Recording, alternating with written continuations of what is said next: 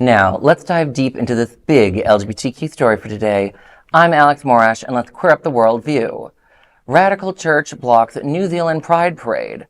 Ultra-conservative Pentecostal pastor Brian Tamaki and his members of his South Auckland Destiny Church clashed with the LGBTQ community and police as they blocked Auckland's Rainbow Parade in protest.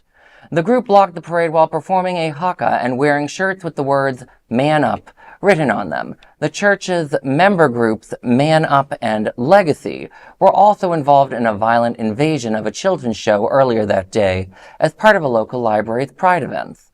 About 30 show attendees, including young children and toddlers, had to be barricaded inside for their safety. Tamaki showed his support for the parade protest, posting on the right-wing platform X, also known as Twitter, quote, "Our radical young people have had enough. Our man-up men have had enough. Destiny Church has had enough. The debauchery in the Rainbow Parade has gone on for too long. Auckland has long been overrun with this woke rainbow agenda, and no surprise the boys in blue were there again, protecting their beloved rainbows," end quote. Tamaki also adopted the MAGA slogan, writing, "Make NZ great again." You know, it's unfortunate to see this hatred, but I think one of the most divisive things you saw, and you see this with right-wingers trying to take beautiful social justice and marginalized group messaging and use it to attack each other, was the fact that in New Zealand, a lawmaker a few months ago used the hockey as a very big act of protest on the New Zealand version of their parliament to really spark protest against oppression, and to see them using it in such an act of violence against the queer community, it is quite disturbing and disgusting.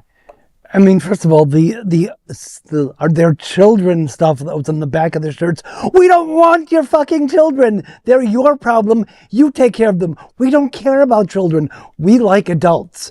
We don't want your children. Stop bringing that up over and over again. And by the way, if you're concerned about groomers, a Pentecostal church, they're groomers. That's what they do. Churches groom. We do not groom. Religion is a grooming service. Sorry. I'm done. No, I love that, Greg and Alex, and talk about people who go to church and God-fearing people. You're gangsters. What that video just showed, that clip just showed, you are literally a gangster. And I'm just tired of these gangsters and the fact that they were invading a children's show, and then yet have things against us about children. Like, stop! Yes. Like, you are thugs, and I just it's so toxic. These protests. Yeah, they're scaring the children. They're scaring, right? Yeah, it's just ridiculous. My thing is that I'm tired of also this toxic masculinity. This fact that what they're saying in their messages is that we're not men because we're gay. Like, go F off, like, we are men. Like, cut this bull crap out, like, about, like, men, and I forget what the exact quote was, like, man up or something like that, man up. Stop it. Like, we are men. We're just like you. We're probably more men than you, more manly than you. Like, I mean, judging by your biceps, you probably are more man than them, but. That last thing I'll say to this is that I am tired also of stories where I hear people are against woke and wokeism. I don't want to be asleep. Yes. I do not want to be asleep, and I do blame this going back to your people, the Democrats. I know, right? People too. But the fact that they retreated from this notion of wokeism a couple of years ago, they've just let the right corrupt what that word means. The opposite of woke is being asleep, right? I do not want to be asleep. Why the hell do I want to be asleep? To me, woke is about intellectualism. It's about understanding. It's about openness, awareness, right? Awareness. For sure. I like that word. Yes. And we let them dirty the word so much that people are so afraid to use it. I am woke. I will claim it. I don't care. I'd rather be woke. I don't want to be asleep. I want to be alive. Yeah. One thing I thought the Democrats did is they did start to cheapen wokeness. I remember when there was the discussion about should Joe Biden not leave the field, and the DNC put out talking points of this is, if we have Joe Biden step aside, an old white man, and let Kamala Harris, the black woman, step up, that's disenfranchising all these black voters. And I'm like, well, Democrats, what are you doing? But anywho, besides that, I'm glad that you referred to them as a gang, because at Options, I did one time report on a group doing similar things, scaring children, and the group that did this was a neo-Nazi group. That's the only other group I know that goes into libraries and harass children and drag story time. They were acting like Proud Boys or Oath Right, Keepers. exactly. That's exactly what they're acting like. Thank you. That's very violent. And how godly is that?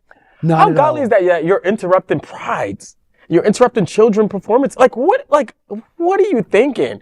But it goes back to the last line about MAGA, right? Like they had that one line that you reported on about, like referring to MAGA. And again, this is what we're seeing around the world, unfortunately. And this is why days like today, in terms of going back to the other story about issues of social justice, needs to be present daily in our lives. We need to be talking about it. I actually started as an aside on LinkedIn, writing these little like op-ed pieces or whatever on LinkedIn, just about democracy and making sure that we constantly are aware of our role in democracy. And I do take Prideline's role as a community-based organization, as a civic organization, really important in helping us understand our role in protecting our democracy, because it is our democracy. It's about we the people. Yes. So I've been trying to do that more and more because I'm just this MAGA notion is just spreading so deep around the world that who knows the impact, right? You know, and who knows, we're seeing some of it, and who knows how long it's going to take for us to recover from this. So we got to continue to fight. So days like this is important, but we got to continue to talk about it.